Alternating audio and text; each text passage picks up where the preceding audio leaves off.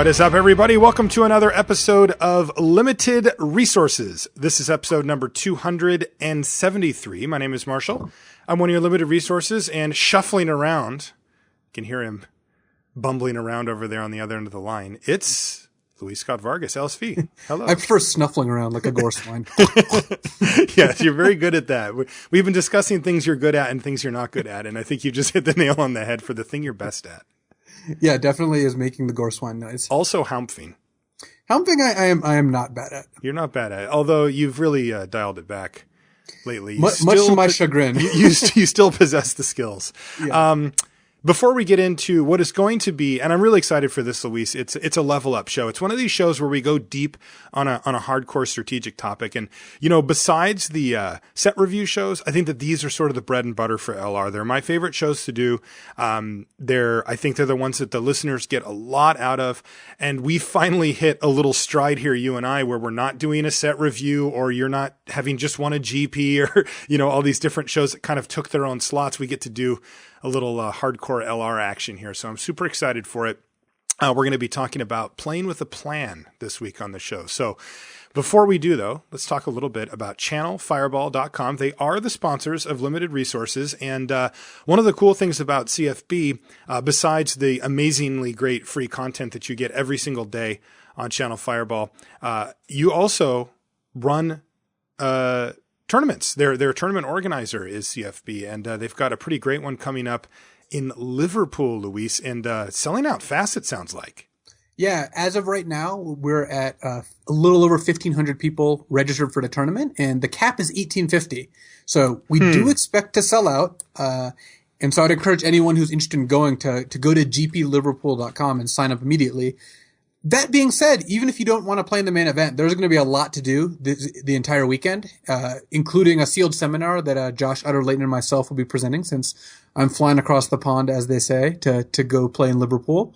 And we're going to have a couple other pros there too. We're going to have Travis Wu, Frank Karsten, and Martin Yuza there. So we're going to have a good presence there. We've got a lot of the guys from CFB over there, and we've got a lot of awesome side events. And of course, the tournament itself is going to be great. That's awesome. Yeah, you can find out more information at gpliverpool.com. That has everything. It's March 6th through 8th. So coming up pretty quickly as well. So if you're in Europe, you might want to book that. And like Luis said, get on it quickly if you are going to play, just because it does look like that thing's going to sell out. And it would certainly be a shame if you wanted to play and didn't get to because you didn't pre-register for it. Before we do, well, I should also mention actually the Patreon, which is, of course, for Limited Resources. It's a way to support the show directly. You get some really cool perks, and I'm working on a few more. I've sent out, I think, all of the cards from the last batch, so that should be all of the initial run. I've got a few more to send out from people that have signed up recently, but everything. I don't think I got one, actually. You have not signed up yet. Not a supporter of the show, Luis Scott-Vargas, but in all senses, really. But yeah, you can get some cool stuff, and you can give back to the show directly there. The link for that, of course, is on lrcast.com as well. Before our Crack-a-Pack, I want to wish Jason a happy birthday via his wife, Erin. Jason's been listening to the show for a long time, so thanks for that, Jason. And I've got a Crack-a-Pack here. Another thank you to Milo, my friend Milo. I met her at the GP in San Jose that you guys won. And she had a lot of questions about coverage and Magic, but ultimately quite a player. And we've got a little Fate Reforged to open here. So which bomb rare should we open this week? I'm going to go with Outpost Siege, because I played at the Constructed Grand Prix last weekend, and it's a sweet card. Okay. Well, let's see what I can do. First card up is Harsh Sustenance. Card's been pretty decent. I wouldn't call it a premium removal, but it's definitely good. It's a card with a first pickable effect that does not have a first pickable casting cost, just because it's a gold card. You generally don't want to lock into two colors right away. Though a lot of decks, given that you are in those colors, you'd be happy first picking it. So. Right. Yeah, that's kind of what I've been thinking. And this is the strongest two color combo, I think, in the set as well. So that if you're going to be locked into two colors, this is not a bad two colors to get into. Yeah, because black-white is good by itself and also has outs to be Mardu or Obzon, which are both very good as well. Exactly. Next card is Pressure Point. That's the tap a creature for 1 and a white instant. You get to draw a card. whatever. Like, we're not first picking it. I've seen it get unless play there's a here and wild there. slash in the pack, according to our last guest. Yeah.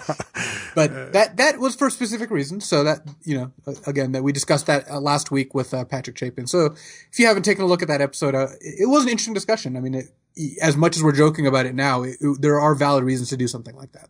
It was interesting, at least. Whisk Away is our next one. Card I actually liked quite a bit. 2 and a blue, instant, put target attacking or blocking creature on top of its owner's library. I've, I kind of go back and forth on these cards, but like ultimately Whisk Away has performed quite well for me. I'm happy to run multiples in my blue deck. Yeah, I like it because even in the blue decks that are aggressive, you just do want tricks like this. It is a little annoying that you can't. It's not like a bounce spell where you get to bounce our creature and then attack with your creature. It's the sort of thing that you're going to trade 1 for 1. You don't lose a card, unlike most bounce spells, but they do get to block first. So it is better in a control-ish deck. But, like I said, and like you said, it's performed well. And I played it in every blue deck. Yeah, I would too. And, the one thing that you do tend to get out of this that you don't normally is the extra tempo hit of them having flipped up a morph at some point, and then you whisk it away. It's a pretty big setback for them, especially if they do it that turn, because then they often can't cast anything else for the whole rest of the turn. Yeah, and, if you're using it on the defensive, if they attack you and you whisk away, they don't get to attack this turn because you bounced it. They don't even get to attack next turn because they're drawing and recasting. So It does buy you multiple turns on the defensive, which another reason why it's better to use when they're attacking you as opposed to the other way around. Right. Next is Sultai Emissary. That's the 1/1 for 1 and a black, and when it dies, you get to turn it into a manifest. And this guy's performed. I mean, look, this isn't like one of those exciting cards, but it's just held up its end of the bargain every time I've played it. I've always felt like, sometimes they play a 1 toughness attacker of some sort, and Sultai Emissary just kind of laughs at them. It's very difficult to deal with without getting some value, and you have the random upside of sometimes flipping up the manifest creature. The card's just good. Like, it's not super impactful, but it's just good. Yeah, I like Sultai Emissary, and I found there's a lot of ways to get value out of it, and you don't really have to work that hard, just because base level, it replaces itself and it saves you a couple life when it blocks a 2/2. Of course, if they have 2/1s, it becomes very, very good, and if you have any sort of sacrifice outlet, it gets just that much better. So I will tend towards playing this card. I will not be happy first picking it, though. Exactly. I had it in a draft I was playing a couple of days ago on Magic Online. My opponent declared it the best Sultai Emissary ever. It was facing down a Gore Swine, a Wandering Champion, and a Mardu Scout. And he just couldn't attack for like 4 turns in a row, and it was my only creature. So I was quite happy with that. Next is Jeskai Runemark. We've talked about this card on the show before. Not first pickable by any stretch of the imagination. Fringe playable in some of the decks, and it's probably the best of this Runemark cycle. But in my mind, that doesn't make it good. I still don't think this card is good. I just think it's like sometimes playable. Yeah, it is for a card that is sometimes playable, because I agree with that assessment. It is a very high impact card, which is where I like my sometimes playable cards to be, as opposed to. It's better than just like, like a mediocre card like Sib-Sig Host, the 2/6 that mills for 3. Like, I've played that card before. It's just always mediocre. It's never great. Whereas Jeskai Runemark, you plop that on Whirlwind Adept, which is, the best creature in the format. You're gonna win some games. The best creature in the format. Nothing like the best deck in the format having Jeskai Runemark and Whirlwind Adept. Next is Ambush Krotik, which has not proven to be playable. This next one is playable, though. Right into Bean. Got some decent blue cards here, I suppose. Or what was? Oh, yeah, Whisk Away was the other. Right into Bean, we've talked about at length on the show as well. As being it kind of feels like an upgraded morph, and I think the card's really good. Yeah, Right into Bean is quite solid. It gives you a little bit of card filtering. It makes you a little more likely to hit on Manifest, and in general, I mean, early game it can find lands, late game it can put them on the bottom. It just does a lot of good things. Yeah, I think it's very solid. Speaking of very solid, this next guy, big fan, Goblin Heel Cutter. So yeah, this is scariest card in the format. It's one of them. It definitely is one of those cards that, you if you're playing a defensive deck, you really feel like everything's okay until you realize that they might have a Goblin Heel Cutter, and then it's like, oh, maybe I have to not do this thing that I was going to do because this card just ruins it. Yeah, I think this is consensus the best common. It's certainly the best red common. And, from talking to like Ben Stark and Owen Turnwald, given that they'll take this over like Reach of Shadows, for example, it seems like it's basically there. Like it's one of the premier commons. So for sure. If you have to first pick a common you're not happy in this set, that's just kind of the nature of the set. But if that common happens to be Goblin Heel Cutter, you can't be that sad. Yeah, I remember having a discussion with BDM about this card when him and I were drafting, before the Pro Tour or something, just on Magic Online together. And I was just like, take the heel cutter. And he's like, oh, I want to take this. I'm like, oh, take the heel. It's sweet. And then like by the end of the weekend, he was drafting like the 4 heel cutter deck and just destroying people. Map the Wastes. Waste of a card? Yeah, basically. That's not a card you really want to play. Oh, I'm glad we opened this one. I don't think we've had this one back again. Maybe we did, but if not, I want to revisit it. It's Collateral Damage. So a card that we kind of panned in the set review show as being unplayable. It's crept into the playable realm for me. I kind of want certain conditions to be met to play it. I don't just play it in every deck, and I certainly don't take it highly, but I have actually seen it do what I would count as enough, to make it into the playable realm. This is a card I believe we underrated. It is not a spectacular card by any stretch, but it does enough things well that I think it's worth playing. There's just enough creatures laying around that you don't mind sacrificing. There's the combos with cards like Active Treason, which are very good, and it's just exactly efficient enough that it's worth playing in.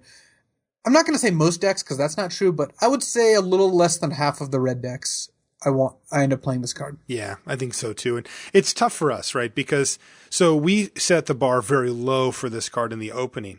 And now it's our job, now that we know that it's better than that, to adjust that rating up without having it be a switch that's flipped on and off where people go, oh, they said it sucked, now they say it's good. Right. It's like we need to be able to hit that middle stride. So we're of course trusting our listeners to know that just because it came off of terrible, that doesn't make it great. It just makes it okay. And I think that you'll have a pretty good idea of when you want this card and when you don't. Yeah. And I think a similar card to this is Temur Battle Rage. And that card I think is actually good. So that card went from like, we thought it kind of sucked to actually it's quite good. So this isn't Temur Battle Rage. Collateral Damage went from we thought it kind of sucked to actually it's playable. Whereas Temur Battle Rage you actively want in not every deck because it clearly has some conditions, but in the decks you want it is very good. Yeah, anything that can trigger Ferocious, I'm quite happy to have that card. All right, let's get to the meat of this thing. Well, here, let's take a look at our land. It's Swiftwater Cliffs. I'm just going to get that out of the way as it's a common as well. But now we're in the uncommons, and this is, if you've drafted much Fate Reforged, this is where things start to get interesting. And our first one's pretty nice. It's Wandering Champion. So this is the 3/1 for 1 and a white. And if it deals combat damage to a player and you control a blue or red permanent, you can discard a card. If you do, draw a card. Yeah. This is rummage.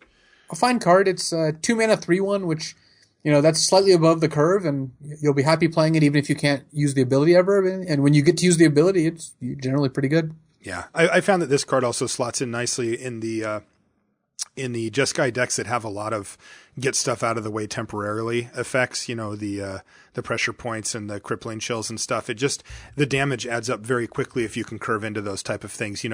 Something like turn 2 Wandering Champion, turn 3, Jeskai Wind Scout or something like that. And, now you look at your hand and if you've got a Force Away or something along those lines, you can pile on a lot of damage. And, Wandering Champion as a 2-drop is one of the ones that can really put the hurting on the quickest in the format.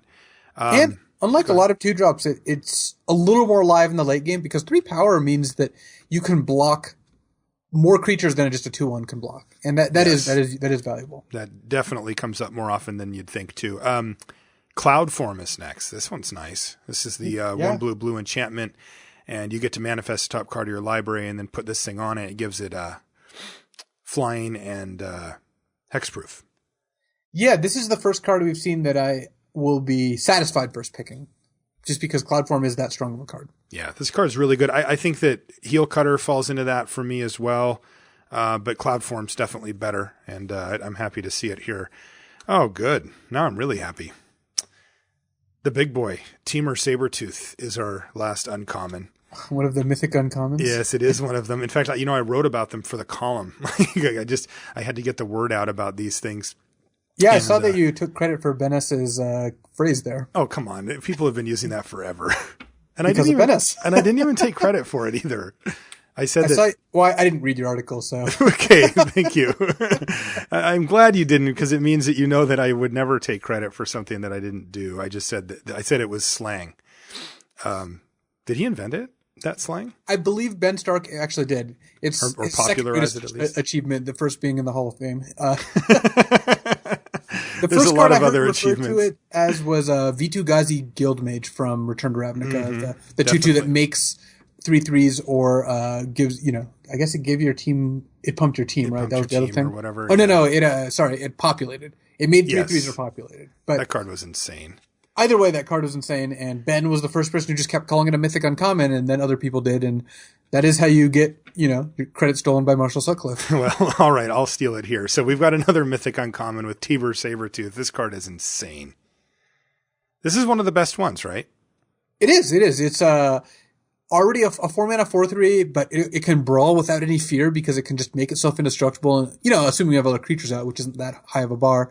And it protects all your other creatures too, which is the part that's tough, is that your opponent can't really kill any of your creatures when this is in play, as long as you have mana up. Yeah, I was again in a different draft. I had this going, and I had a what's it called, an Ice Feather Aven as well, and I had lots of mana where I could actually just keep looping it through and keeping one of their creatures bounced, indefinitely, as long as they didn't keep adding to their board. And the thing about the Sabertooth is that, like, while it's cute to get those type of interactions going where you can, replay spells and get either flip up morph value or just enters a battlefield value out of them, the thing that is easy to forget is that Temur Sabertooth is also just crushing them in the process. Like, it's a big creature that effectively must be chump blocked at some point. And so not only are you getting this value loop going sometimes, but more importantly, I think you're just applying a lot of pressure directly to your opponent's life total. And, this is my pick so far for sure. I like this guy better than Cloud Form. It's definitely better than Cloud Form. And like you said, Temur Sabertooth gives you all these like wacky combo opportunities while just being a very efficient creature that's also protecting all your creatures. So this is how you make combos. It's not cards that are terrible on their own. This card's fantastic on its own. All right. Well, now, so the question, so you and I are both on Temur Sabertooth coming out of the commons and uncommons. So we've got a rare, and I think this rare is a cool one to put up against the Sabertooth because this isn't one of the rares that just completely blows that out of the water, and it's not a junker. It's actually pretty good. It's Mardu Strike Leader. So this is the 2 and a black 3/2.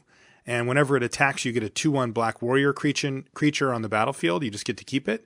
And you can dash it out for 3 and a black as well. I found this card quite impressive too. Yeah, and it's actually interesting. On Twitter, someone earlier asked us, would you take Mardu Strike Leader or Mistfire Adept?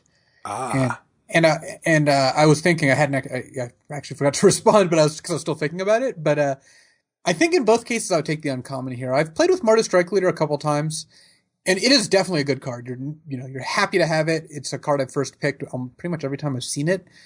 But I think that Temur Sabertooth and Mistfire Adept are just a little bit better. I think that they do more at their best and scale better in the late game. In the late game, Mardu Strike Leader is not that impressive. It's a 3/2 that makes 2/1s, which is not really competing even with just Glacial Stalker at that point. Right. That's the problem is that the things it makes and itself. Now, if you run it out on turn 3 and have any type of tempo play or backup, removal spell or something, the card can get out of hand fairly quickly. It also does really well in a warrior stack as it's a warrior itself and the creatures it makes are warriors. So if you have any type of, trumpet blasty, rush of battle type thing going on, raider spoils, whatever, this guy can contribute to that pretty greatly. But you will absolutely find yourselves in positions where, like, the best thing you're going to get out of it is to attack, trade it for a morph, and leave yourself with the 2/1 behind, which is a deal I would take any day of the week. But that upside is not as high as the upside on Temur Sabertooth. It is. I think that's accurate. And even though Mardu Strike Leader can run with the game faster, because if you play this on turn 3 and have removal for their first creature, you're probably just going to win the game.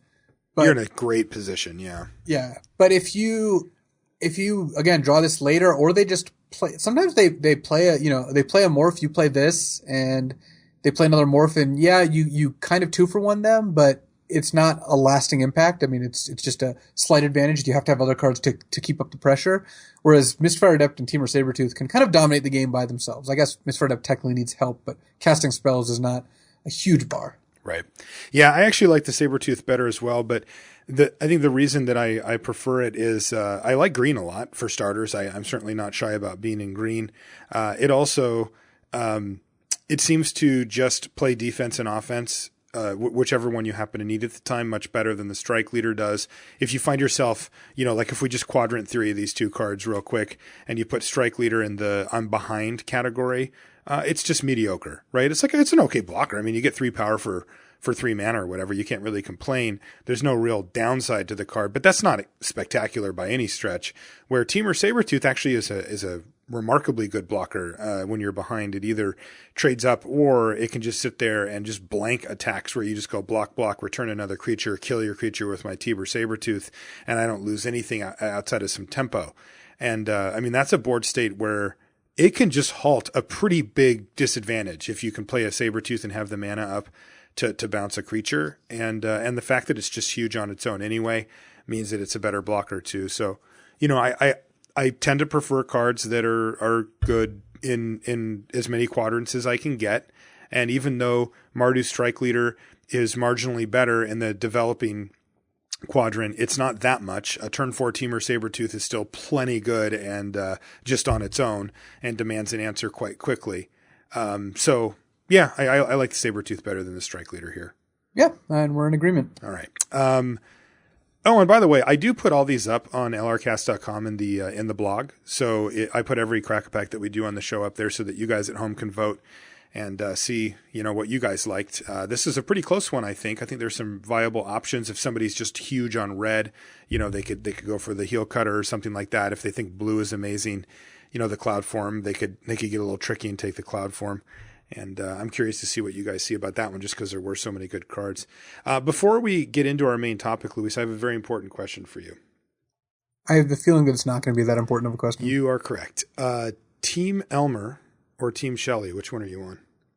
I don't know what this means. Oh, God, I knew you were going to say that. Good luck tomorrow, buddy.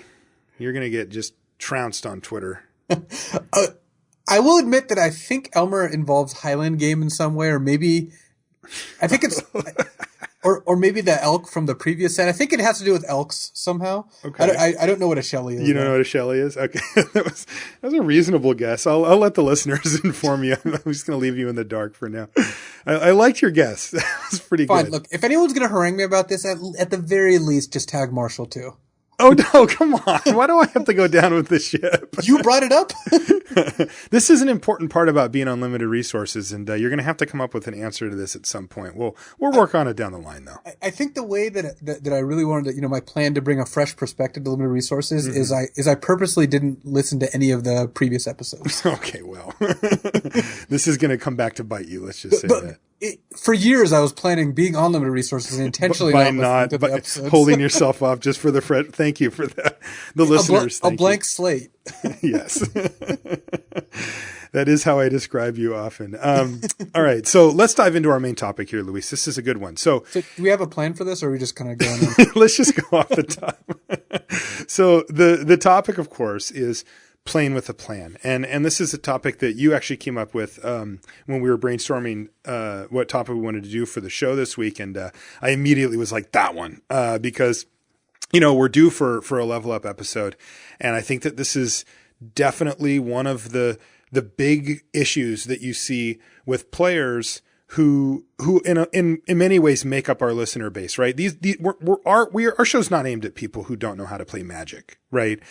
We welcome them, right? Like hopefully they can get something out of it, but we can't, bring the show to a level where we're explaining the most basic card interactions, like, well, this is how you block and stuff. Cause we just lose, the bulk of our audience who are, players who know how to play, but want to get better, right? They want to improve their game. They want to win more often at their local tournaments. They want to try to qualify for the Pro Tour or do better at the GP level. And, that's where we're really trying to aim. And I think that this topic hits that crowd very hard. I remember, having level up moments that we'll talk about throughout the course of our topic here for myself, with this particular topic. And it's still one that I, am constantly trying to work on because I think it's one of the more difficult things to do. So let's start off with, keeping it relatively simple here, which is, what do we mean by having a plan, Luis? Yeah. And part of the reason that this is the topic that I go to, or the theory that I go to, whenever someone asks, like, what is like, if there's one thing that would make you get better? And this is frequently the thing I mention. Having a plan means don't just be playing Magic and playing with the cards in front of you and just kind of doing whatever it is that, the cards look like they should dictate. Because you see this all the time. You see someone gets attacked by a 3/3, they just double block it with 2/2/2s, or they, someone gets attacked by a 3/3, they take 3, then attack back for 3. But they're not doing it for a reason. They're just doing it. They're just playing their cards. Right. And I have to say, when you play against someone who's just kind of playing the cards in front of them, it's very easy to beat them in a lot of cases because they're not working towards anything. They're just kind of, oh, this is what I drew for this turn. I guess I'll play the best play, and they keep doing this, but you just lose so much value over the course of the game because playing for a plan means everything you're doing is working towards a specific goal. It means that you have a reason for all the actions you're taking. And not just, well, this seems reasonable. It seems reasonable to trade my 2/2 for their 2/2. Yeah, I mean, that might be the right play, and that might be reasonable even if you look at it with a plan. But if you're just doing it because it seems reasonable, you don't have anything more than that, I guarantee you that you could be doing things better. Right. And I think that is like, if you find yourself in a spot where, great example, I think of this, I see this all the time as sort of a narrowed down version of what you were just talking about is, your opponent, let's say you have a 3/3 and your opponent has a 3/3 and you draw a removal spell, right? A lot of time, people just be like, well, all right, kill the 3/3, attack you. And well, that might be sometimes correct. There's often times where that might have been your only removal spell, or that might have been one of your 2 removal spells. And you look at the rest of your hand and you can't actually back up this plan. Because what you're effectively saying is, my plan is to kill your stuff and kill you with my 3/3 or my other creatures. But if all you've got is a 3/3, and let's just say that your hand doesn't have any more creatures in it right now, what you've effectively said is, I'm going to win this game with just this 3/3 creature. Like that's all I'm going to do. I'm going to ride this 1 3/3 to victory. Now, there are hands that will support that, but they're usually full of removal. And if your hand isn't full of removal at that point, and it's not full of creatures that you can use to kind of back that plan up, then you've made a mistake. And when your opponent casts something even bigger, something that you can't trade your 3/3 for on a subsequent turn, and you look at your hand and have no removal, this is where your plan's going to fall short. And you're going to have to really ask yourself, well, what was the best use for that removal? And I think that a lot of people kind of get stuck at the default of, well, they had a creature, I could attack, so I'm going to kill their creature and attack, that's logical, right? That makes sense. That's why you put the removal in your deck, was to kill their creatures. But, if you really looked at it, your opponent then plays a 4/4 the next turn, and now you're just screwed. Like, now you can't do anything because your creature doesn't trade for theirs anymore, and you don't have a removal spell, and they're going to just dominate you from that point forward. So, it's one of those things where you always have to be wondering, what's my plan? Now, Luis, a minute ago, you mentioned that you had a specific goal in mind, right? When you're formulating the plan. Well, in a broad sense, that goal is to win the game, right? That's the ultimate finish line is you're going to take your opponent from 20 life to 0.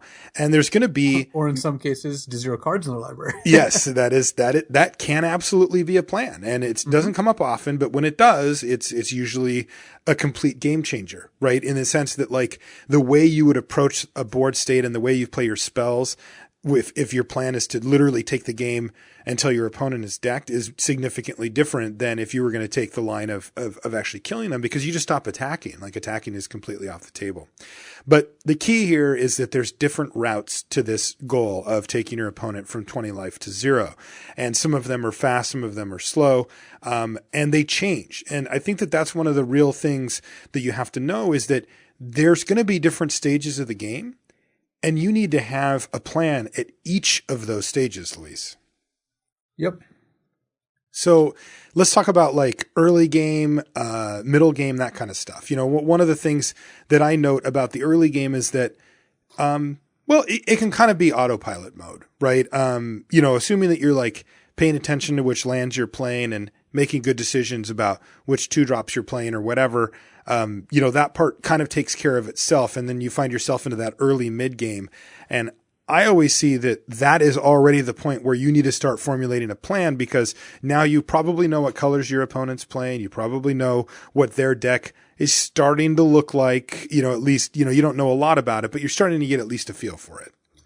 Yeah. And I mean, I would say that having a plan starts even earlier, which is when you're building your deck. And that's what gives you a lot more information about kind of where you want the games to go. So I guess one way to look at it is if you were to play a 2-1 on turn 2 and then your opponent plays a 2-1, do you attack or do you not?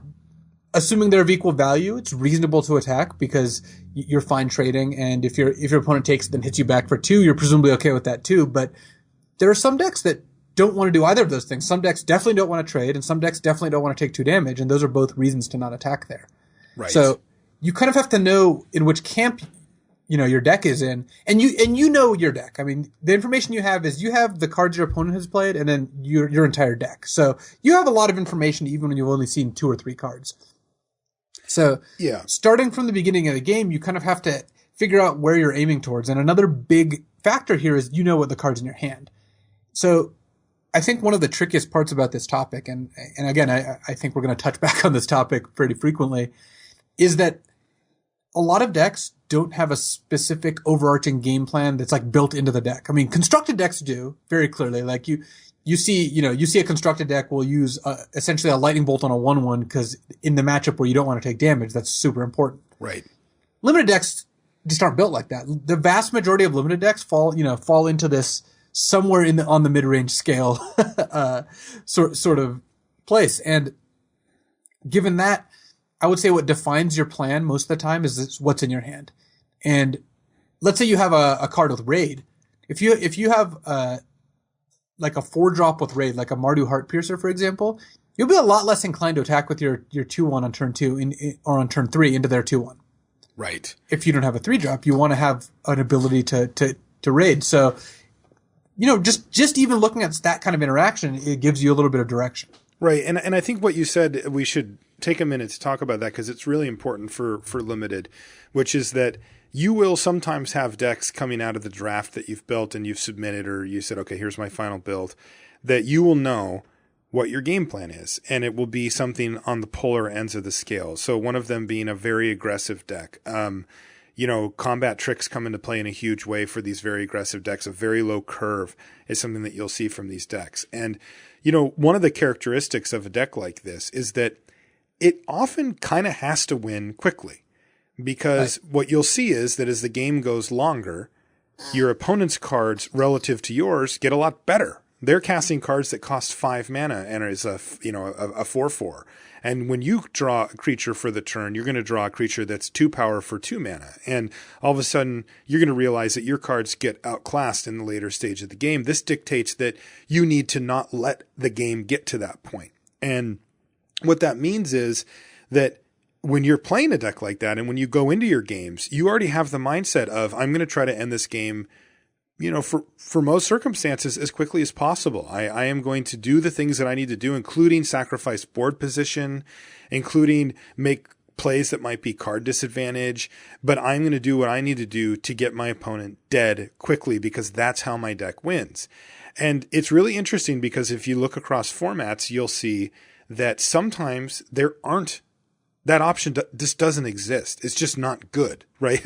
Because the tools that you need are either in the limited format, most often at the common slot, or they're not. And, when you see really good aggressive decks, one that comes to mind was in Gatecrash, there was Boros, which was filled with really great 2-drops at both common and uncommon. And that deck was able to deploy high-powered, somewhat resilient threats very quickly and put a lot of pressure on the opponent. That was a particular format where that type of deck really shined. And then if you go to a more extreme case like M14, that deck didn't shine. It just didn't exist. The tools weren't there to do it. And so if you've decided, though, that their tools are there in a format and you draft a deck like that, when you look at your opening hand, right? Like that's a beginning part of your plan, is taking a look at your mulligan or not.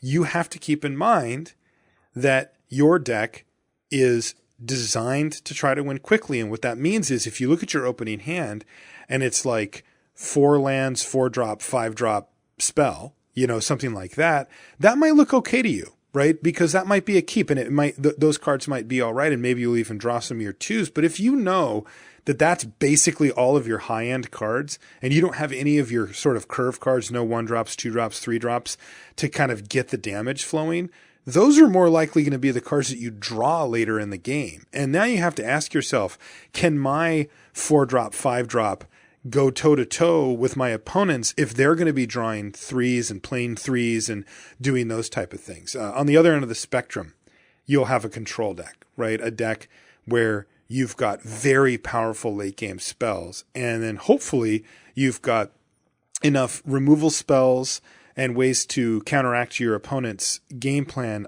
in combination with what we call defensive speed, meaning cheaper cards that interact favorably with your opponent's cheaper cards, to get you to that late game, right? And so when you sit down and you're making your mulligan decision, and you're doing your first few turns of the game, you already have it in your head that the key to this game for you is to make the game go long. You've got the power either in your hand or sitting in your library to close out the game against probably any deck. If you've drafted a truly late game powerful deck, any matchup that you find yourself in, you're very likely to win the game if it goes long. And so you're going to make decisions in the earliest parts of the game that are going to help facilitate the game going long. So those are, I think that those are like where you have a leg up, because when you make your mulligan decision, you already know what kind of cards to expect off the top of your deck and where you want it to go from there. But what Luis was saying is that most decks actually fall not just in between these two polar opposites, but deeply in between. They occupy the full middle ground of that. And that's really important, because what that means is that you won't know until you're in the game what your plan is. And that's huge, right? Like that makes things like where you look at your opener and you don't really know. Like sometimes you get aggressive draws, right? Sometimes you get more controlling draws. Sometimes you get draws that are good against some one type of deck and not so good against others, but you don't know what you're facing yet. And these are all things that you have to consider when you get your plan. And what usually I've noticed happens is, like I said, you'll play your lands and you'll start doing like the really early game stuff, just kind of on information gathering mode. But by the time you hit turn 2, turn 3, turn 4, you've now got a lot of information at your fingertips, not only about what you're doing, what mana you have available to you, what colors of mana you have available to you, and what cards you have in your hand and on the battlefield. And so now all of a sudden you're starting to take a look at, well, how does this game go the next couple of turns, given what my opponent's likely to do? You get to combine that with what your opponent's doing. All of a sudden they're playing red-blue, and you're kind of scared because, your mid-range deck is putting forth, let's say, an average mid-range start where you've played a 2-drop, maybe a 3-drop, and, you're going to skip the next turn, but you're going to play a 5-drop or something like that. But your opponent, they've got a 2-drop, a 3-drop, a 4-drop, and 4 more cards in their hand. And you're a little bit nervous now because, maybe their 2-drop is a Mardu Scout with 3 power, or it's a Wandering Champion like we talked about earlier.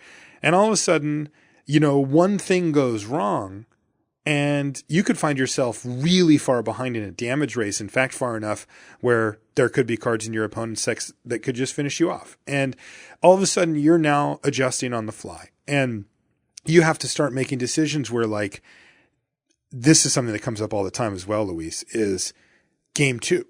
Right. Let's say you lose to that red-blue deck. They active treasoned you, and then after that they played a Goblin Shortcutter, and you were just like, God, I thought I was okay, but I died.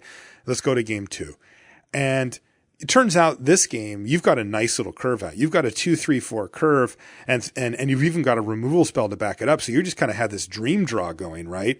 But then you'll play too conservatively, even if your opponent doesn't get off to such a great start, because in your mind, you're thinking, well, my plan is to make the game go long or to not get killed, right?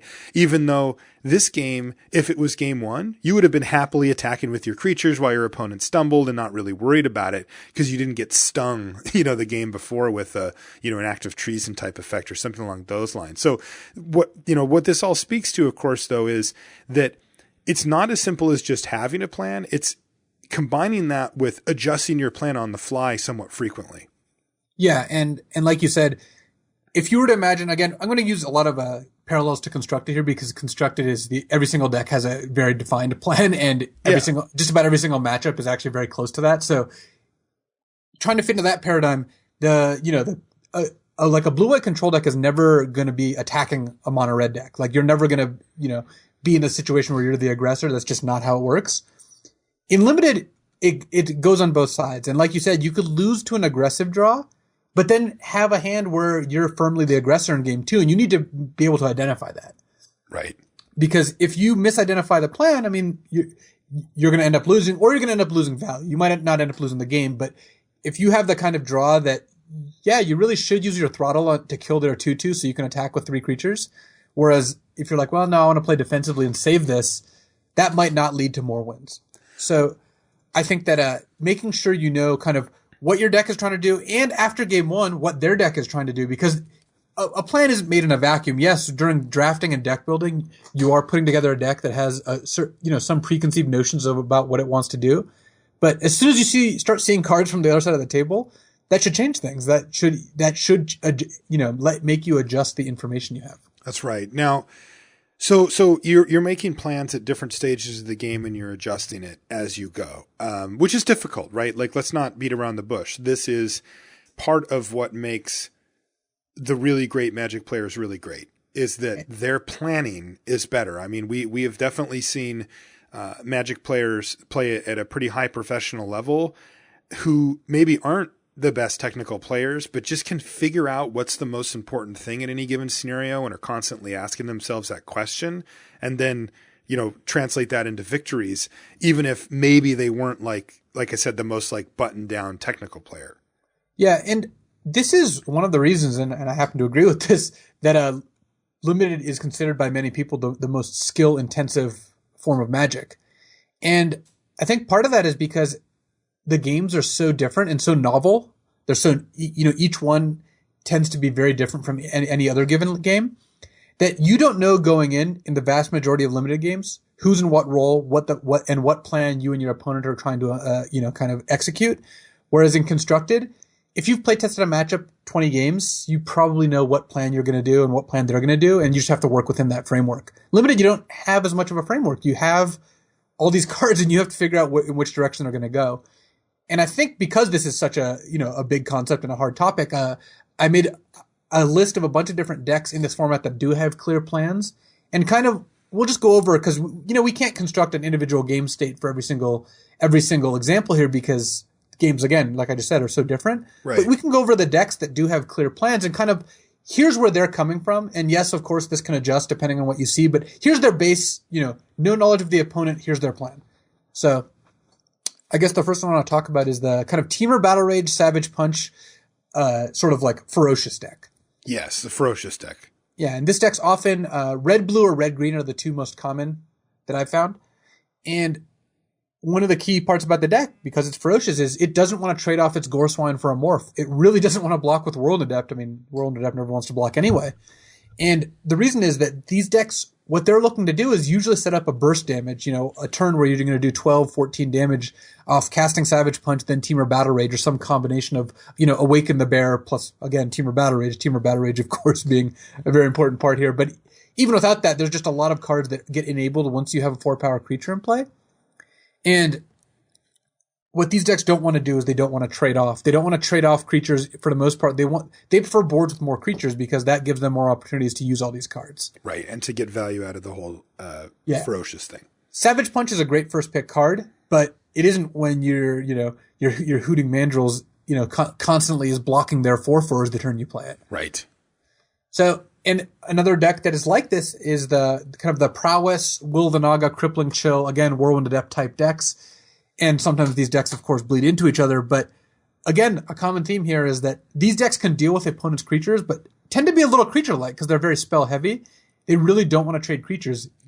Given not a whole lot of other information, you should opt against trading creatures.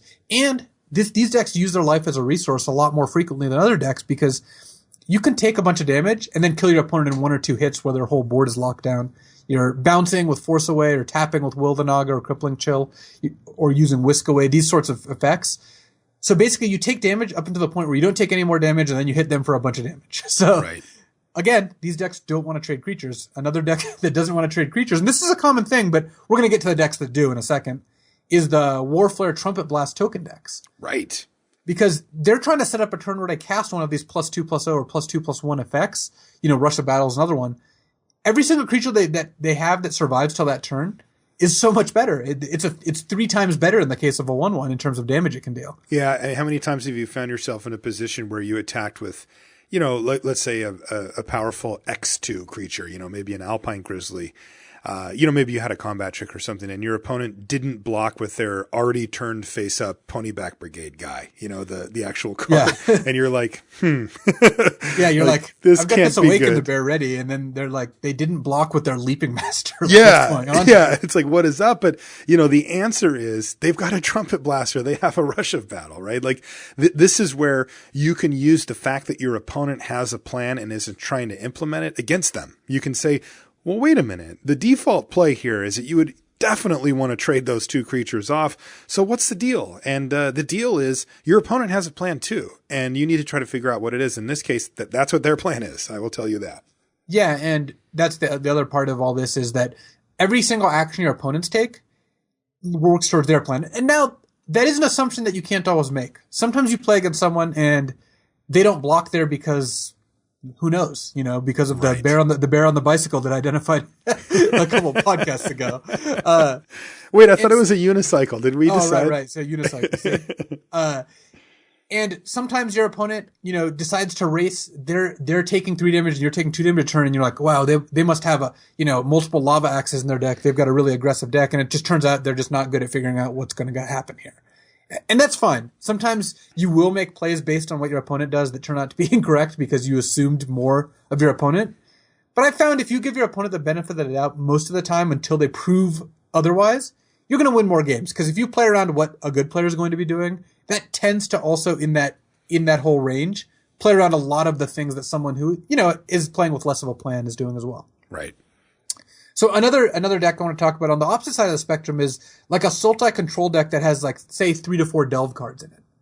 Now this deck is much more interested in trading. This deck will even take slightly unfavorable trades. Like you could trade for, your 2/2 down for their 2/1. Sometimes even your morph for their 2/1 with no abilities because, it's got an inexorable late game. It's got Sibzig Muckdraggers, or it's got, a Villainous Wealth is of course the kind of the centerpiece of these decks often. I mean, that is the poster child for why the Sultai deck just wants to survive.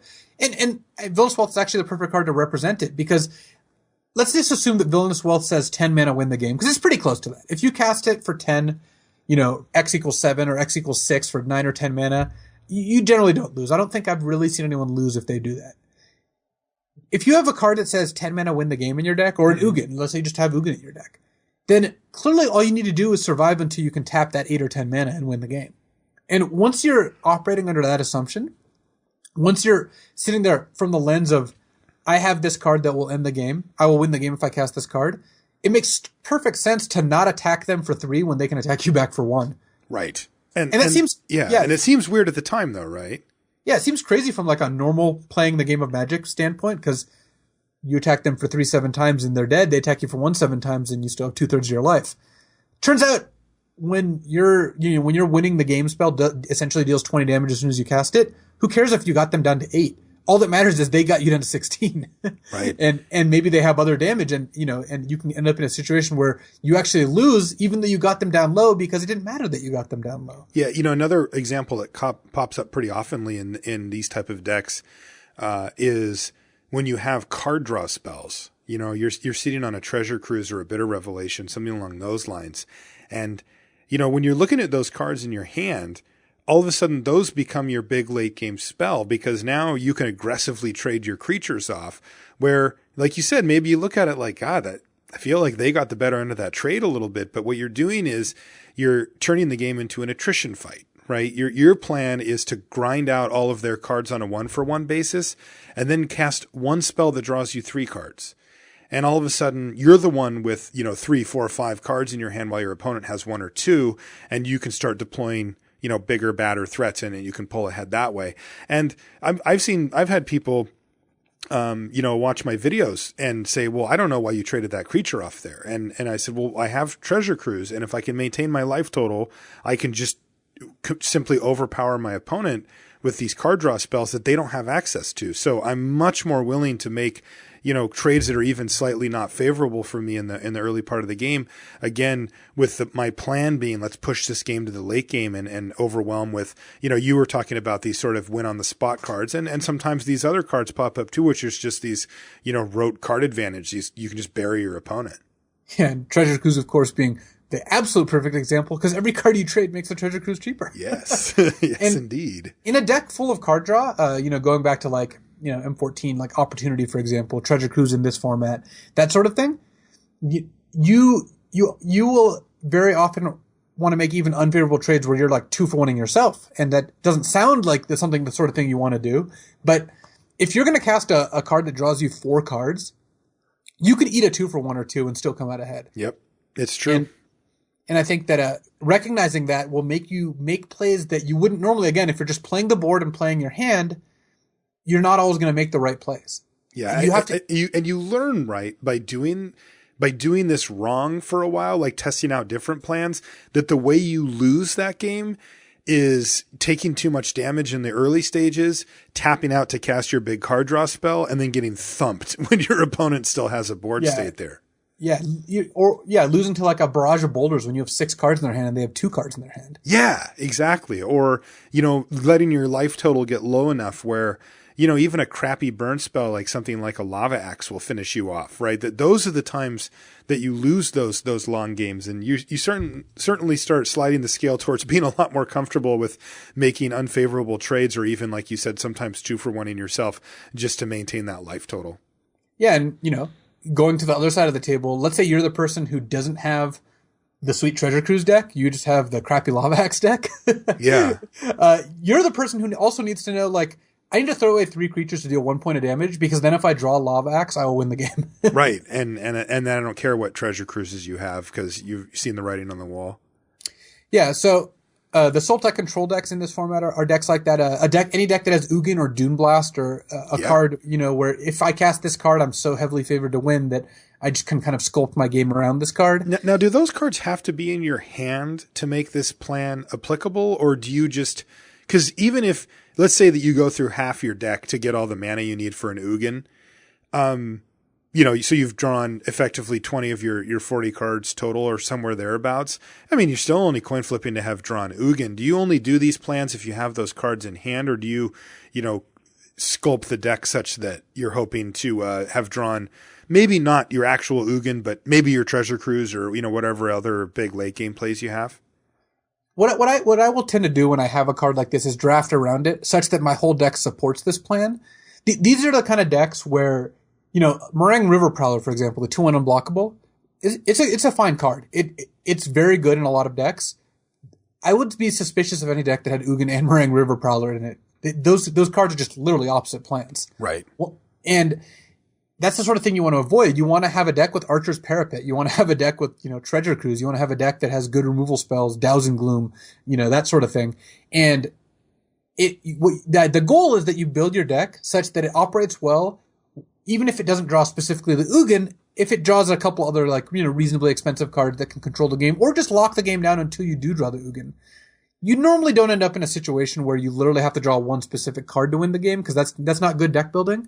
But the kind of deck that survives to play Ugin tends to play a lot of cards that also work towards surviving to play a Gurmag Angler, or surviving to unmorph, something like relatively large and like a Woolly Loxodon and just win the game with that. Right. So, any other deck types that you wanted to touch on here? Those are actually the big ones. The control decks that have Delve cards, especially the decks that have these expensive game enders, the decks that have the War Flare type effects, and then this whole range of Prowess decks. Because Prowess and Ferocious are both, clan mechanics that spill over into a bunch of different colors. I guess 4 of the 5 colors are represented within them. You end up with a lot of these decks that have less creatures than you would expect for a deck full of combat tricks, and those decks, it's just very key to make sure those creatures survive. And sometimes you'll make plays like not playing a creature on a turn you could play it, so you can wait an extra turn and have a Valorous Stance up to protect your creature, or a Feat of Resistance. Right. So let's talk a little bit more about the whole plan thing and how to implement this. So one thing that I think you have to accept if you're going to make this level up is that sticking to your plan, it can be scary, right? It can put you into positions where you have to accept a high level of risk, or even you have to accept a low level of success rate, right? But the good players and the people that have a lot of experience and have kind of thought through these scenarios will find that that still is a higher win rate than if they took the alternate, which is basically to not have a plan and to just sort of sit there. One of the examples that I came up with was a board state, a hypothetical board state where you've got 6 2/2s in play and you're at 20 life with no cards in hand. Your opponent has 5 3/3s in hand, but they're at 2 life with a card in hand. Well, in play. In play, excuse me. And they have 2 life and 1 card in their hand. So you've got 1 more creature than they do, but all of their creatures are bigger than yours. And you're asking yourself, should I go for it? Right? This is the question. If I attack with all of my creatures and my opponent has a blank, a card that doesn't do anything to affect that situation in their hand, then you're going to win the game. But if they have a removal spell, let's say they kill the one that doesn't get blocked, they're going to eat all of your other creatures, all of them. And you're going to be left facing down, 15 power, and you're going to have literally nothing on hand or on board. And so this is scary, right? The thought of saying, all right, we're doing it and just attacking with everybody and just hoping it works out feels kind of reckless in the moment, right? It just feels like, gosh, if he's got a sandblast, I can never win this game. What should I do here? But it can often be correct to just go ahead and attack with everything and try to close out the game, because your plan going forward has to be defined at that point. And what you're going to find yourself doing is looking at it and saying, okay, well, what's my plan from here? And you're going to think about the other cards that you have in your deck, that are left to be drawn. Because one thing about the board state that I just described, where you've got 6 2/2s and they have 5 3/3s, and you're at 20 and they're at 2, is that your opponent is not in a very good position to start attacking you. Remember, if they attack with a 3/3, you can double block and only lose your 2/2 for their 3/3. So, you can take a little bit of damage and eat through their board in a pretty quick way with your really sweet board state. Another thing that happens is, if they attack you, you just don't block, and now they have fewer blockers and you can now, line up a big attack with your 2/2. So this game, if left at face value, is going to go on for quite a while. They're not going to be able to attack you for a while until they can start getting back into it. Now, so the question is, does that benefit you or not? And this is where having your plan comes into effect, because if you know, and you do know the rest of your deck, you know what's in there. If you know that you've got a whole bunch more 2/2s waiting to be drawn here, it's probably best to go for it. And the reasoning for that is that you've got this window where every draw step you give your opponent is worse for you. They could find another creature to cast that can block. They can find a removal spell or a way to gain life or some way to get themselves out of this precarious spot that they're in here.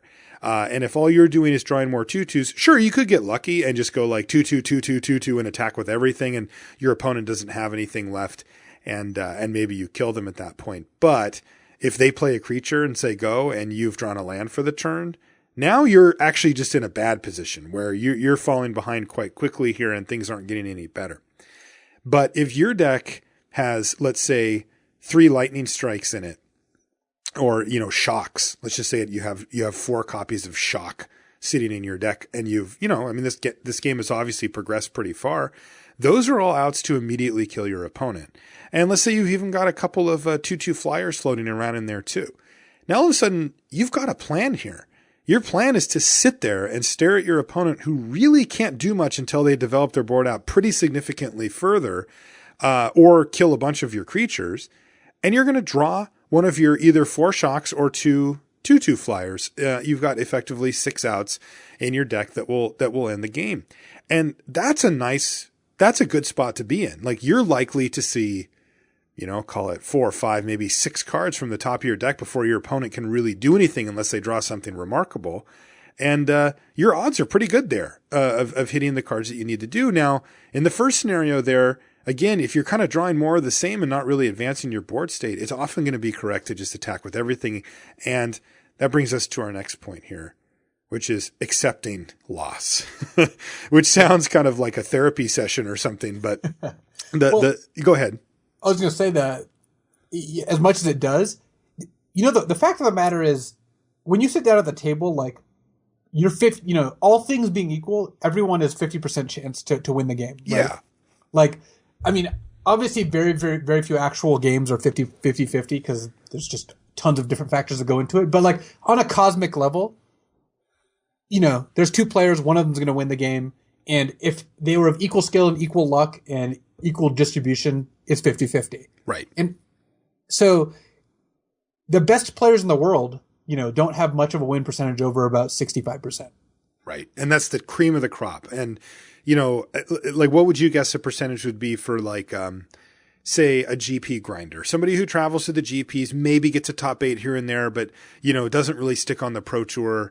And, so somebody that you certainly wouldn't want to sit down across round one at a GP, but, maybe isn't even in that category of best players in the world. Yeah, there's someone who I think lifetime, they're going to have, at the GP level, they're going to have around 55% win percentage or something like that. Between 55 and 60, depending on if we're talking about the better ones or the slightly worse. I mean, it's not that big of a swing. Right. So first, the thing you have to accept is you're going to lose a lot of your games. In fact, you're going to lose close to half of them. And when you first start out, it's going to be more than half. That's just how it works. Right. So, the sooner you realize that, the better you'll feel about doing stuff like, as you said, like I've made this attack before, the one you're describing, when I was over 80% sure that they had a card in their hand that would make me lose the game. And because I've been in a situation where I'm 100% going to lose the game if I pass the turn. And sometimes, sometimes going for the 20% is better than it's better than going for the 0%. And sometimes you're going to end up in a matchup where your plan isn't good, but it's better than the next best thing. Right. And that's, that's the funny thing that I think that it's a really difficult concept to grasp, but once you get it, it makes a lot of sense, and I've talked about it on the show. I've made like kind of poker relates to it before as well, where, it's not about being favored, right? It's not about saying, well, what's the play that gives me a better than 50% chance to be successful at this or win or whatever. That's not what it's about. It's about getting as much of the available equity as you can.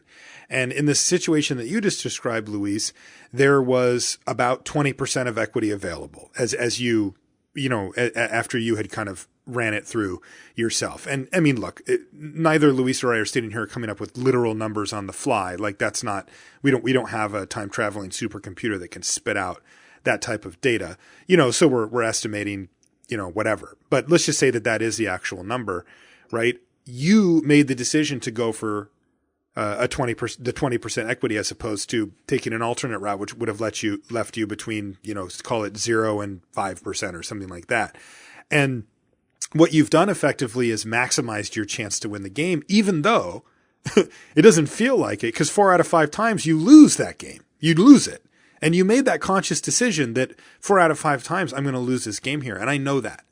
And you still made the choice. And it's like a lot of people, I think, get stuck on the fact of, well, why would you do that? Right? Like you want to find spots where, you're making at least better than 50%, if not higher. Right. And the fact is you're going to have to come to terms with the fact that you will find yourselves in positions where you're not going to get that opportunity. And so you have to do the best with what you can.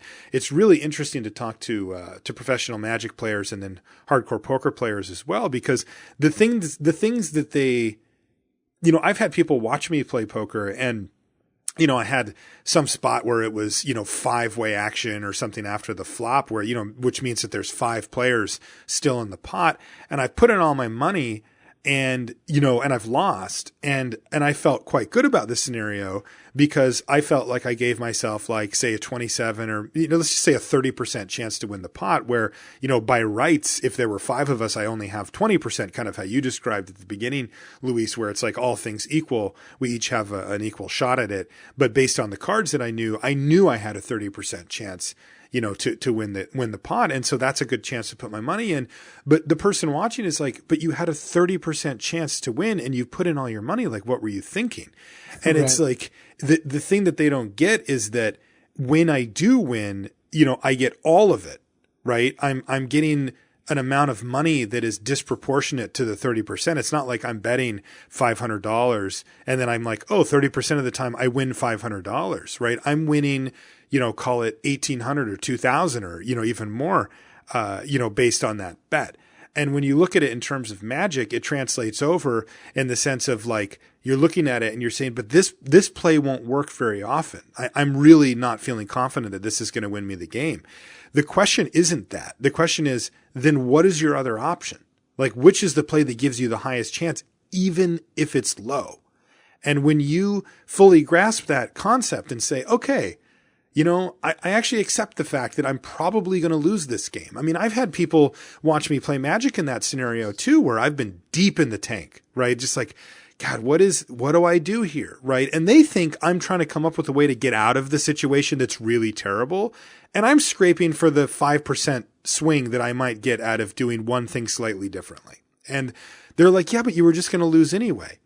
And I'm like, yeah, but why would I think about that? Like, I know that. I know I'm 10% to win this game. I'm losing almost every time, but I would like to pick up that extra 5% that brings me from, say, 5% to 10%, right? And I'm going to take a minute of my life here to go in the tank and figure it out.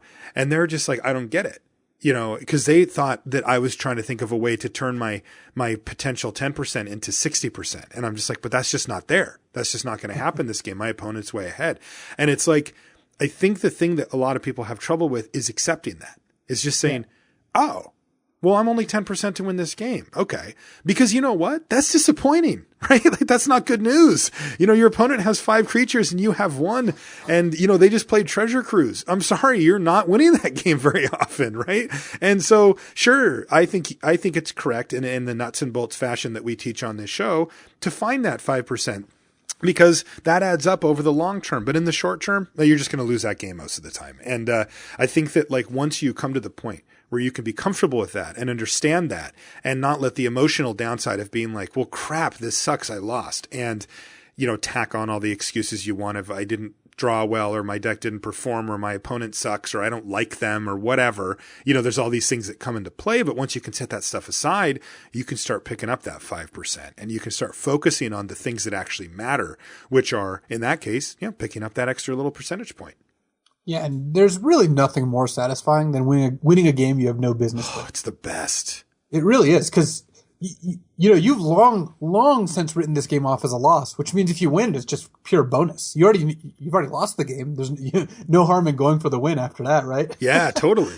And I think that you know, even though we've strayed a little bit from the action, like the having a plan thesis, this is more of like, how do you get these last couple percentage points? Mm-hmm. It's still the same thing. It's still the, how are you winning this game? I mean, ultimately that's what we're looking to do. And this is, I think, what leads. It is really what separates like good players from great players, because there are a lot of people, and I imagine a lot of people who are listening to the podcast, who are very good at playing the board and are very good at knowing, like, you know, I can double block that 4/4 with a 3/3 and a 2/2, or I know how to sequence my combat tricks to win this fight. But the next step is like knowing sometimes you have to chump block their 4/4 with your 3/3 when you're at 16 life, because ultimately that gives you the highest chance of winning. Or sometimes you just have to let them hit you for 12 damage. You go down to 1 instead of blocking with your 1/1, because you need it to do exactly enough damage to kill them if you draw this sequence of spells. Right. And being able to see those things is really, it's what's difficult about Magic, but it's also what's rewarding about Magic, and really where you ultimately want to be. And I think that one of the biggest steps is knowing how your, you know, maybe your more mid-range limited deck, like how it's supposed to play every game out. And it's not the sort of thing, sadly, that we can say, here's this guide, you know, go do it. But that's for, you know, the people on constructed resources to provide. But what you can do is you can kind of, when you're drafting a deck, figure out what is this deck trying to do? What's it trying to accomplish? And then seeing what is your opponent doing and trying to see, well, what does it look like they're trying to accomplish? Like, are they looking to trade hits? Are they looking to trade creatures? Are they casting spells at what looks like a disadvantaged fashion because they really want to get cards in the graveyard? You know, are they being very aggressive? And does it look like they're just trying to get you down to 6 life no matter what it costs them? Like maybe they have, a Crater's Clause that they're just hoping to draw or already have, and all they need to do is meet this one specific condition to kill you. So even if you don't have a strong plan because you just drafted, a normal limited deck, again, most limited decks fall into this category, your opponent might not be in the same space, and trying to identify what they're doing is just as important as trying to identify what you're doing, because it's all the same thing. It's all that, both players have a plan. how can you execute your plan while messing up their plan? And Totally. sometimes your plan is, subordinate to theirs. And I think one of the best examples of this is we talked a little bit about decking, because this happens a lot, not decking specifically, but two control decks, where all of a sudden one of the decks realizes the opponent's the one with the Ugin, and I'm the one that has, the Ojutai Soul of Winter. I'm not winning that fight. Ugin is going to beat me. Right. And then all of a sudden you're like, wait, I actually can't play the way my deck's designed to play. I'm actually a little bit under my opponent's deck in terms of the control role. I need to be the beatdown deck, and all that matters is you're more on the scale than them. So, in this case, you have a plan, but you identify that their plan is stronger or their plan trumps your plan. So you have to change your plan. And, you use all the clues you can and all the information you can, and you try to figure this out. And it's really hard. It's really hard. I mean, it's what makes Magic rough, right? And like going back to the accepting loss. Magic great. It is what makes it great. Exactly. Going back to the accepting loss things along these same lines is sometimes, you take that plan like you described where you end up going down to 1. Right. And then they have the pump spell and they kill you. Right. And I think that a really important part about planning out a game and understanding how it works is being willing to accept the fact that sometimes it doesn't work and that you still made the right play. Right. That's a very difficult thing to get over, where you say, okay, this is my plan. I'm going to take all the damage from my opponent. I'm going to go to 1, and then I'm going to crack back and I'm going to kill them, and they have to not have a creature, or I have to draw a removal spell to make this work, but I don't see any other way to win. So they attack with everything, and you say no blocks, and they go pump my guy. And you're like, yeah, I lost. Right. The key here is that as long as the plan that you came up with lives under scrutiny, like as long as it survives, where you can walk up to a friend that you trust, where you can write out the thing and put it on the message boards for like the subreddit for LR, where you can ask a friend online and say, this was the situation I found myself in, and describe the board state and the cards you knew and the cards in hand, and really get somebody who's willing to take a minute to listen to you, to your board state, and say, what do you think? And if it holds up, even if it didn't work out that one time, that doesn't mean it was wrong. And that's a really tough thing to do. But I think if you accept that idea that, like, I'm going to do the thing that's best for my plan, and if that doesn't work out, or if it's high risk, I'm just going to go ahead and accept that. Another small thing that pops up when you start playing as part of your plan, and it can actually be kind of an ego thing, is the idea of, like, when you start recognizing what cards to play around from your opponent, or that they could have certain cards, but then you realize that if you're going to stick on plan, it actually involves you playing right into it. This is definitely something you see more among players who are very good. Actually, yes, it's a common trap they fall into, and I've run into it myself, and I've certainly beaten people by taking advantage of it. Some people, again, this goes back to the whole winning 50% thing. Some people, the way they approach Magic is every game's winnable. I just need to figure out how to win it, and that's not entirely true. No. And some people want to play around everything, and it's like, well, if I do this, I'm exposed to this, so I better do this to not be exposed to it. But the classic example of this is Wrath of God, right? A sweeper. Mm-hmm. Sometimes people are like, well, I don't want to lose to Wrath of God. I'm not going to play my third creature. It turns out there's lots and lots of games where if they have Wrath of God, you're not winning the game. So by slow playing your creatures, all you're doing is losing to Wrath of God, and also losing to not Wrath of God, right. losing to them having just 2 or 3 spot removal spells. Right. So sometimes you just have to accept, like you were saying, that you're going to lose to Feat of Resistance, you're going to lose to Arrow Storm, you're going to lose to Arc Lightning. Like, it would be insanity to not play, to not curve out against a deck where if they have Arc Lightning, you lose, but you're also like, they're a much better control deck than your deck. Sometimes you just have to just shrug and say, well, if you don't have it, then I'm in okay shape. But if you have it, I lose. Like, that's just how the game works. Exactly. Before we kind of put a bow on this thing, the one other thing that I wanted to talk about, Luis, was backup plans, right? Hedging, we call it. That's when you kind of, you don't commit fully to something. You kind of make sure that you have an out or a backup plan to take a little bit of the risk off of something. How much do you do this? Like, how much are you thinking about this when you're playing? It's interesting. I would not necessarily even backup plan is a good way to describe it, but it kind of just is the same. Like I don't have like a plan set in stone because I think that's super dangerous to be like, Yes. This is what I'm going to do, and no information is going to change my mind because it's like, what are you, insane? Of course, information is going to change your mind. Right. That's the whole purpose of information. So it's not as much that I like go from plan to backup plan exactly, though sometimes you do pivot. It's more like, here's my plan right now. Here's what I'm working towards. Oh, I saw this card. All of a sudden, I'm working towards a slightly different thing. Or I saw this card. All of a sudden, my plan is just completely not going to work. Like, I now can no longer count on this in any way, shape, or form. Like, oh, look, my opponent played an Outpost Siege and is now drawing one extra card a turn. Well, my, grind them down Treasure Cruise plan is just out the window. Now Right. I have to, like, what else can I do? So, yeah, I guess backup plan is a fine way to describe that, but I just don't want, I fear that people are going to think, like, I have plan A, and I stick to plan A until it becomes very obviously untenable, then I move to plan B. It's more like you just have a plan, and it needs to shift as the situation shifts. Okay, so it's more fluid than plan, backup plan. It's more like plan, replan, as you go along. Yeah, and it sounds complicated, but, Magic's fun because it's complicated, and I think that backup plan is important. I guess part of it is just like knowing under what circumstances is the thing that I want to do no longer viable. Like one, for example, is your plan is to deck your opponent. You had 3 more cards in your deck than them, and you think you have enough removal to kill any threat they might present. And then they play like a card like Mistveil Plains, which is if you have 2 white permanents, it's a land. You can pay a white and tap it and like just put 2 cards from your graveyard into your deck, or on the bottom of your deck. Yeah. Or I guess the easiest thing is going from this set, Cranial Archive. Your opponent plays a Cranial Archive. They can now shuffle their graveyard back into their library. All of a sudden, it's very clear that decking them isn't going to work. And then you have to immediately go like, well, how can I deliver lethal damage? So, right.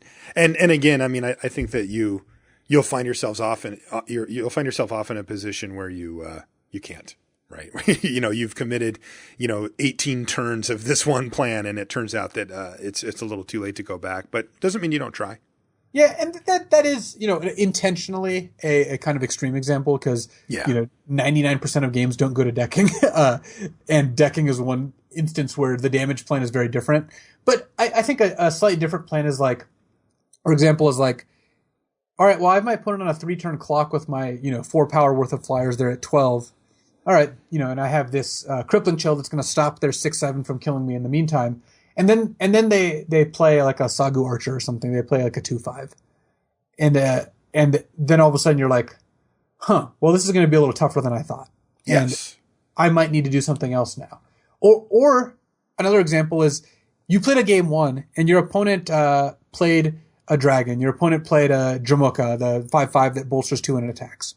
So you have a Reach of Shadows, and you're like, all right, I'm gonna save this Reach of Shadows to kill that dragon, unless there's something that really, really demands an answer. And then they play another dragon because they're very lucky and they have 2 dragons. and sometimes this happens. I mean, obviously they're not literally going to be 2 dragons, but the set's got a lot of rares. Sometimes they're going to play, another just great rare giant flyer. It could even just be a Destructor dragon. Yeah, exactly. And then all of a sudden you're like, well, I only have 1 removal spell in my deck that can kill those dragons. So now I'm kind of on a different plan. I have to figure out how to beat my opponent before the second one shows up because I have to kill the first one. And right. You can no longer play the like, well, I'm going to wait until, I can get, my 3/3 flyer online or get my Riverwheel Aerialists online when it's like, well, that's not going to beat, a Tarka in a fight, the 6/4 double striking dragon. So, right. So I think that being willing and flexible and being willing to change your plan is important. And I mean, here's another thing, and we keep finding other things because again, this plan is kind of describing Magic. Yeah, I mean, this is a broad topic for sure. It is, and I imagine we'll go back to it. And I imagine like if people want to ask questions on the subreddit, the LRcast subreddit, I'd be glad to answer them because there's just like so much to talk about here. So I encourage people to to go and delve into any topic there. You shouldn't be afraid to kind of lose out when you're changing a plan. Like the sunk cost fallacy is very, very important. Like, yeah, maybe you spent 4 turns setting up this perfect attack and all of a sudden your opponent plays a card that makes that no longer a good plan. Sometimes you just have to abandon all those turns of planning. Sometimes you have to abandon like, I chumped 3 turns in a row to set up this card and now that card's not good. And it's like, well, you already chumped. It doesn't matter that you did that. You shouldn't be more attached to your previous plan because you spent a lot of energy on it. Yeah. And I think that there's kind of two, what I'm getting out of the conversation, in a bigger picture perspective is that there's kind of two different angles here. One of them, is fairly simple in the sense that it's like, be conscious of a plan, be able to answer the question at different points during the game. Hey, like, let's just say Marshall or Luis showed up and just tapped your shoulder, stopped time and said, what's your plan? What are you doing? Right. And you should be able to say, well, my plan right now, and sometimes it's very obvious, is I'm going to turn my guys sideways because they don't have any and I have 4 and I'm just going to kill my opponent. It's like, good, carry on. Right. And other times it's like, well, I'm going to try to set up this win with my flyers or one big prowess turn or a huge teamer battle rage, on my adept or whatever. And it's okay, well, at least you've got a plan. Now, that's the first step, is sort of being aware and kind of keeping yourself in check. The other is accepting these things, right? Like what you just said. And what we talked about earlier with, some taking a high risk line that you have to because otherwise you're never winning the game. Taking the chance that you're going to win a game that is low, right? It's a low chance, but it's also your highest possible chance, and accepting that. These, I think you have to make a mental shift where you're willing to work within the framework of a plan and realize that, like what you just said, this plan is no longer going to work. Now what? Right. And the key is, like, a great player will simply abandon the old plan and start focusing energy looking forward on the new plan, where a player who hasn't done this for as long or isn't as good at it is going to either stubbornly stick to the old plan, even though it clearly won't work anymore, or they're going to let the fact that got derailed bother them, and it's going to influence future decisions. So I think that those are kind of two of the main things to keep your eye on as we as you work your way through figuring out how to have a plan. That's a perfect way to think about it. And at all points, imagine, someone is asking you, what is your plan here? And you should be able to answer that question. And we're not saying that you need to go into your next game of Magic and instantly know exactly what your grand plan is and think 9 moves ahead, because that's, just not how it works. Right. But what you should start doing is just try to get yourself into the habit of thinking towards this. You don't go from, like, not thinking about Magic one way to the next day thinking about it a completely different way, because, you learn incrementally. But just try to take a second, and before you play your turn, especially if you're not used to thinking this way, think, what am I working towards? What is my goal here? How am I going to win this game? And by asking these questions and then playing your games out and just seeing how different lines of play work, and the more you play, the more comfortable you'll get to kind of figuring out this is how you want to be thinking about things. And, from my experience playing Magic and talking to other great Magic players, I just called myself great. It's awesome. You did. You snuck that right in there. But then I explained it, so that made it a little less subtle. A little less conspicuous. Yeah. I am known for my subtlety. But anyway, from talking to people who have been successful in Magic, and, a lot of what I think made me successful in Magic and made me better is thinking about the game this way. And maybe this isn't the only way to think about the game, but, I can't say that. I think without exception, everyone who I consider a truly great player does think about the game with the overarching question of, where am I going with this? Why am I doing this? And they're not just playing cards with, without really having reasons behind it. Oh, right. It seemed like a good play at the time. Yeah, totally. I mean, there's nothing wrong with playing Magic that way. We're not saying this has to be some sort of Herculean task every time you sit down at the table, but if the ultimate goal is that you're doing things with a reason, I think that you're going to end up winning a lot more. And I found it more satisfying. It's much more fun to me to play a game of Magic where part of the sub game is identifying what I need to be doing and how I need to accomplish that. Because that's the interesting part to figure out. How the cards actually play out, even whether you win or lose, that's not even always as interesting. What's interesting is, did I identify the right plan? Yeah, and it's really cool when you do find one too. When it's like, well, obviously I should just attack here, and then you go, well, actually, wait a minute, and you explore down, well, what am I actually trying to accomplish here? And then when you realize that you should be doing something else other than what was obvious, and then you don't, and then you follow through on it, and then you win, or it works, and you're like, and it really clicks, because it would have been very easy to just autopilot through and just be like attack, or whatever. So, Luis, we've presented a lot of information here, right? We go deep on the level up shows, and we know that. So what I like to do at the end of them is to kind of try to wrap them up, and to say, all right, let's say that, our listener is going to go play in a pre-PTQ, or go play in an F&M, or, maybe even a PTQ or a GP or something coming up in the next week or two. What are some things that they could use as takeaways here from our episode to help them actually apply all of these things that we've talked about? I think the main takeaway is that you should play your game with a plan. That was your takeaway.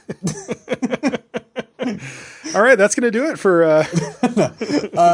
One thought exercise that I had mentioned, before when we were talking before the show, that I think is interesting is if you haven't really focused on drafting very like linear limited decks, one way to kind of get acquainted with this, the more extreme version at least, so you can kind of work back from there, is try drafting a very controllish limited deck, or try drafting a very aggressive one. This may not be the format for the super aggressive decks, so maybe wait till the next format for that. But you can certainly draft the very controlling deck in this format, or just try drafting one of the decks I mentioned, the like Warflare type decks or the Savage Punch Team or Battle Rage type decks, and just try playing every game with, here's my deck's game plan. Let's see what I can do to accomplish that game plan. I'm not saying this is the best way to win your draft, because sometimes I'm advocating here that you kind of force one of these themed decks, and generally I'm not a fan of trying to force any particular strategy. But I think by doing this, you'll see what works and doesn't work, and you'll get a sense of kind of what, each end of the spectrum looks like when you're talking about playing with a plan. I love it. And I think pushing this envelope very far is really useful too. I have an experience that I had that I actually didn't expect it to be a big learning experience, and it ended up being one, which is I actually went on the stream, or on the video, I should say, for our friends at Loading Ready Run. And I was hanging out at James's house up in Victoria, BC. And he's like, hey, do you want to do one of these videos for Loading Ready Run with me? A draft video. I'm like, yeah, that'd be awesome. And this was an M12 or something like that. I don't remember what the format was. It was a core set. And we opened Elixir of Immortality. And that was a card that had come up a lot for limited, that people were playing it and they just shouldn't have been. This is pre-M14. And I had to keep explaining to people why that card wasn't playable and limited, and it kind of became a hot button topic on the show, and it was a little bit of a soapbox card for me. And we ended up taking it, and with the stipulation that we weren't allowed to attack. So our win condition was Elixir. And for every pick after that, our whole entire plan, I knew we weren't going to be attacking. So I drafted the deck from that point on, with that in mind. But the rules were such that I couldn't attack. Like I had creatures that could attack quite nicely. Thank you very much. And I wasn't allowed to. And of course my opponents on Magic Online were just, what is going on here? This guy's like, he could just kill me and he's not. Like, what is going on?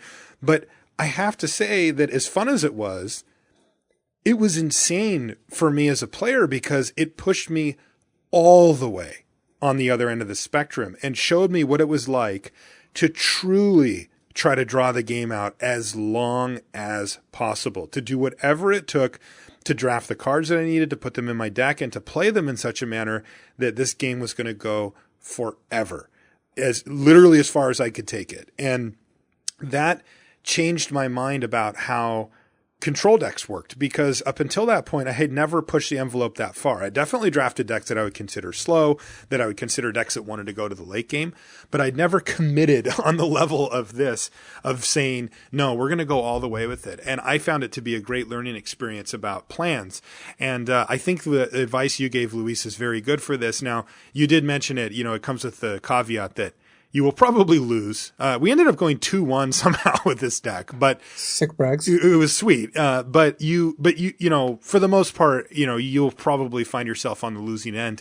But as long as you can, at least make sure you get a few matches in with the deck, I think that you'll certainly learn something, in that small investment of one draft, especially if you happen to play on Magic Online, is well worth it. If it's your one draft for the week at F&M, maybe not, right? I could understand if you didn't want to throw that away, just for the pure learning. But another thing you can do if you are a Magic Online player, I've seen people doing it in the LR thread. It's something that Ryan advocated for when he was the co-host of the show, which is, you take your old draft decks of the same format, and you can challenge people. I mean, you can go play them in the free-form, free-for-all room in Magic Online, and you can just play lots of decks. Now, it doesn't quite replicate a real draft perfectly because you wouldn't have sat at the same table with that person. So there's a little bit of that, a little informational loss and a little bit of maybe imbalance between packs or something, but whatever. Like, you can play for free and you can get a lot of reps in with real limited decks and real limited formats. And, another thing you could do is tweak one that you've already built. You can say, well, this is a control deck, but let's make it an extreme control deck and, throw in a couple more, defensive speed type cards and maybe an extra card draw spell or something and kind of just test it out. Get together with another listener. I'm sure you can meet people on the subreddit or whatever and go for it, and this is a great learning opportunity. I think that just by being aware of a plan and not being afraid to implement it, accepting the downsides and the upsides and all that kind of stuff, you're going to improve. But if you can actually put it into practice by pushing the limits on a plan, I think that it'll even solidify it for you even more. Yeah. And, one way to look at it is you might lower your win percentage in whichever draft you try to start this on, but you're going to lifetime increase your win percentage dramatically. Yeah, I mean, I certainly lowered my win percentage on the 2-1 deck, so. Yeah, definitely. I mean, you're humble they do call you 3-0 Marshall. Yeah, they do not. Yeah, no one's ever called you that. No, they haven't. But I mean, it's kind of like when you figure out a more efficient way to do a new system. There are some costs in switching, and the first time you tried thinking about things in a different way, you're probably going to be a little behind. But ultimately, I think it's much, much better, and you have a higher ceiling by doing this. Good. Yeah, I think this was fun, and hopefully people have gained a lot from it. But why don't we go ahead and wrap up the show for this week, Luis? Before we do, sounds like a plan. We want to mention that ChannelFireball.com, of course, are the sponsors of this show, and along with the GP Liverpool and the stuff we mentioned at the front, our content is on there too. My draft videos are now there exclusively. I had one go up on last Saturday that was a pretty cool one where I had to make some tough decisions in the draft between trying to stay 2-color or branching out into 3rd color for very powerful cards. And I decided to go one way. And it was kind of interesting. The feedback I've gotten on the draft of people have definitely agreed with what I did and definitely disagreed with what I did in the draft part of that thing. And then some of the games are pretty sweet too. So I want to remind you that that's where you can find those draft videos. And of course, all the draft videos and articles that Luis does are on channelfireball.com as well. 100% free of charge, always. So make sure you check that out. But that's going to do it for this week, guys. As always, thanks for hanging out. And we'll talk to you next week. So in keeping with the theme of the episode here, for a sign-off, I just wanted to touch on a question which I got in the sign-off thread, which I actually would encourage people to keep adding to on the LRcast subreddit, just because I got a lot of good suggestions there. And if you want me to talk about something, that's one way to do it. Is what happens when you're playing at someone who's a newer player, someone who's markedly lower in skill level, and it's kind of a difficult question. I mean, like sometimes I play against Marshall, and I'm not really sure exactly what I'm. Just as an example. Yeah, just pulling it out of my hat here, but what I think is important is trying to figure out and you're not going to know all these things, but try to figure out exactly first of all, what's the context? Are you playing at a pre-release? At a pre-release, I do try to play in all the pre-releases. I play much more relaxed. If someone forgets a trigger, I'll let them do it. If someone, I had at the last pre-release, I had someone attack into me, and I had Enoch Bonkin, and it was a 3/2 first strike. My opponent attacked me with 3/3. My creature has first strike. You don't have to make that attack if you don't want to. And I'm not saying you have to do this, but that's what feels right to me. When I play against people at a pre-release, my goal is just to have fun and have them have fun too. And yeah, if I'm playing against someone and they screw up, sometimes, that's fine. They can screw up. But I give them the benefit of the doubt, especially when it comes to new cards. What I think you have to worry about is some people are just there to have fun. They don't care whether not everyone is looking to just improve every game and try to get all the edge they can. So sometimes you play against someone and they don't want to hear about, the things that they could do differently. And you have to be very careful when offering advice. So I would tend to not list out to someone all the things they did wrong because if you beat them, then it comes off as you're kind of rubbing it in. And if you lose to them, it kind of comes off as you're kind of salty, here, you beat me, but let me tell you how you screwed up. So I tend to shy away from that. If someone asks me for feedback and says, hey, do you have any advice? What could I have done differently in that game? I'm glad to tell them. And in fact, I don't mind at all. But I don't do that unless I'm prompted. I think that one way to kind of rub players the wrong way, especially when you're talking about newer players or players who just aren't as experienced, is try to be, being patronizing and telling them exactly how they screwed up. So what I would lean towards doing is when you're playing in a casual atmosphere, play casually. Don't try to get your opponent. Don't try to, rules lawyer your opponent. And if you're playing competitively, play competitively. I don't let people take things back at like a Grand Prix. That's not what I'm there for. So I think the context matters a lot. And I think when you're trying to, enact your new plans and sit there and you're trying to use this level up episode and go there. And one of the things I mentioned earlier in the episode is you'll play against people who very clearly don't have a plan and they're just kind of playing the game. Just let them play the game. If they want to do something differently, maybe point them towards the podcaster or some kind of articles, or maybe try to just talk to them and see what they're trying to learn. But if they don't reach out, for the most part, I would say that it's difficult. It's hard to be the person instigating that, at least in my experience. I mean, your experience may vary, and the better you know your opponent, the more context you have to make this decision. But in general, if someone's not playing with a plan, let them play without a plan. You can certainly enjoy Magic without doing that. I think it's great that, presumably if you're listening to this, you're interested in this sort of thing. But I would not go so far as to assume that every single person in the world is.